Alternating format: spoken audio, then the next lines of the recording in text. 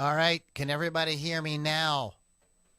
I had no audio a minute ago. I had to stop that video and redo it. I apologize for the you're probably going like, this is great. I have no idea what the hell you're talking about. So I apologize for that. I just did this and realized that I had no audio. So we're going to do it again. Apologize for all the confusion. So I had like a little practice run. You didn't get to hear it, but I got to practice for a minute. So erased all that, doing it again. Thank you so much for your patience. I'm going to count this in because we're going to edit this and put it out there in all the places. So here we go. In 5, 4, 3. Hello, everybody. My name is Lou Lombardi, a.k.a. Ludini, host of the Ludini Rock and Roll Circus podcast. I am been in podcasting for close to 10 years now. I also produce a couple other podcasts for people, including the Really Real Real Estate podcast and Your Total Body Health podcast. Those are not my podcasts. They're podcasts that I produce for people. If you're interested in having a podcast produced for you, with you, and so you don't have to do all the work yourself, or you want to trip over the technical stuff, please check out the link below, expertpodcastproduction.com. What I want to talk to you guys today are about 5 podcast formats that your niche, your audience, your fans will absolutely love. It's just up to you to kind of like figure out what fits best for what you do. Or you can do a combination of all of these. But there are 5 basic ones I want to go over today, because one of the questions I get from people all the time that want to start a podcast is like, well, I don't know what I would say. I don't know what to do.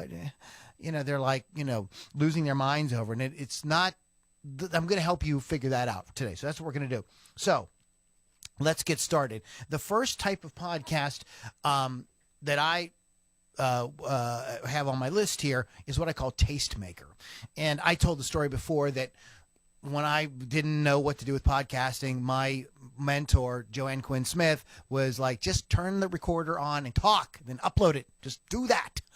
And so that kind of got me going. And this was sort of the first thing I did was Tastemaker. And Tastemaker is you give your opinion on something that you know about, something that your niche audience, fans, etc., would care about. And what do I mean by opinion? Well, I mean, maybe politics, social stuff, whatever comment, maybe that's your shtick, your thing. But if not, you can do things like a book review, movie review, music album, concert review.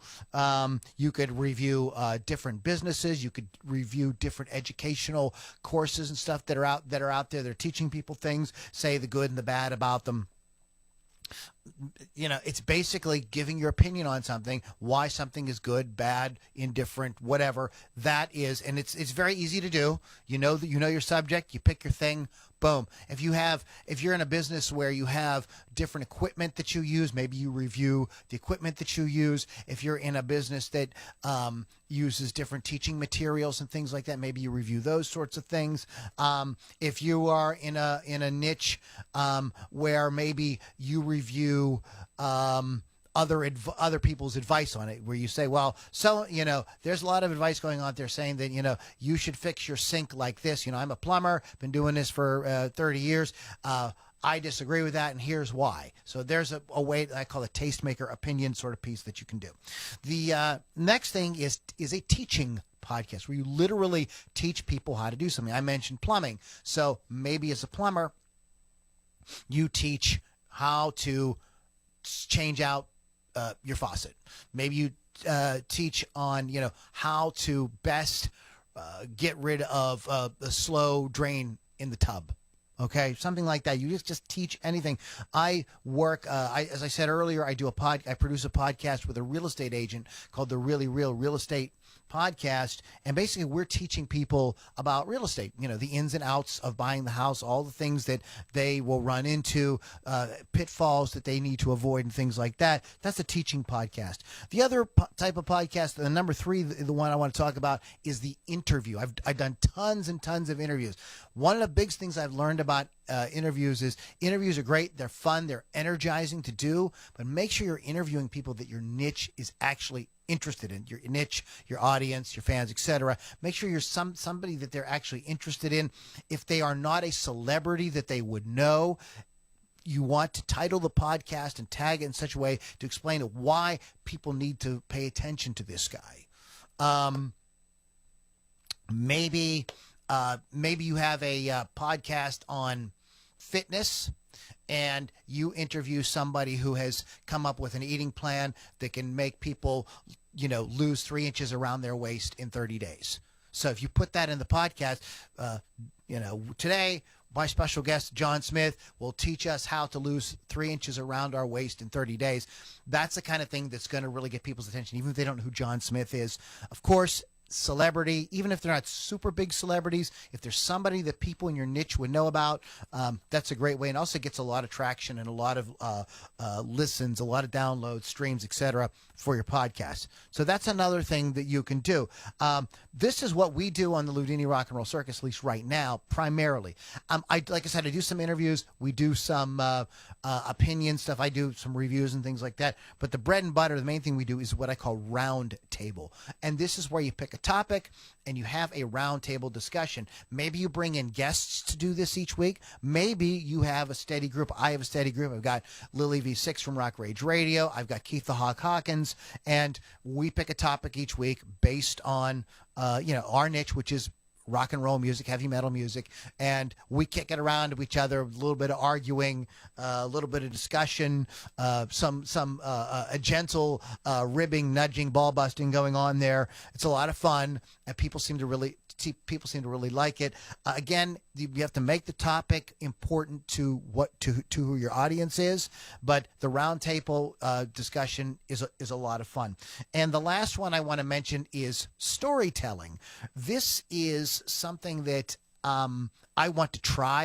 I haven't done a storied podcast yet, but they are wildly, and I mean wildly, successful. If you can tell a story and do like a serialized story maybe each week, where you tell this part of it this week, next week you tell a little bit more, a little bit more, a little bit more, a little bit more.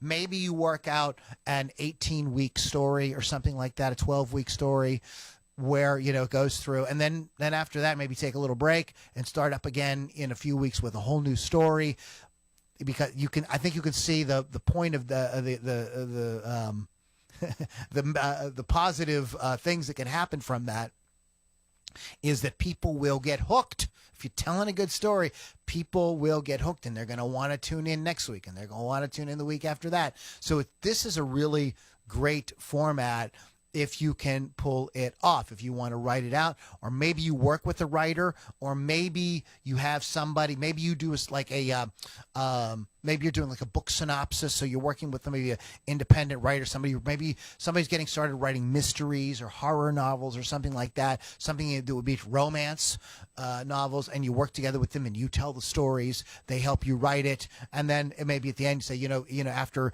you tell the story over a period of a few weeks, you tell folks, hey, you can go to such and such, you can get the book, whatever. So just that's a little bit of a tie-in.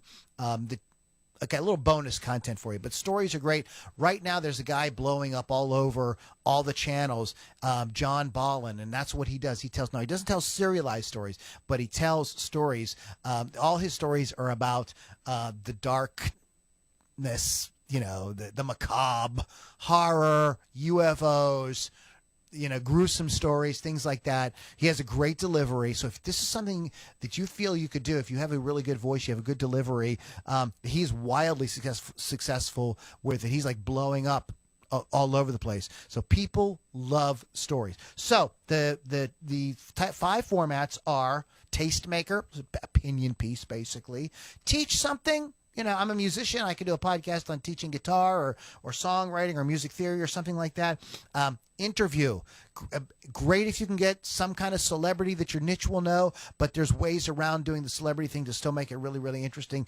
Round table can be a lot of fun. And one of the things people like about round table is the energy. If you get 3 people like the 3 of us on our show, we're always joking around, kidding around, throwing quips at each other, and people seem to really like the way we mix it up. And of course, the last one I had on there was stories, telling great stories. People love a great story. If you're interested in podcasting, you don't know how to get started, you have a lot of questions, maybe you would like some help getting some of the aspects of it done for you, I have various programs at expertpodcastproduction.com. The link is below.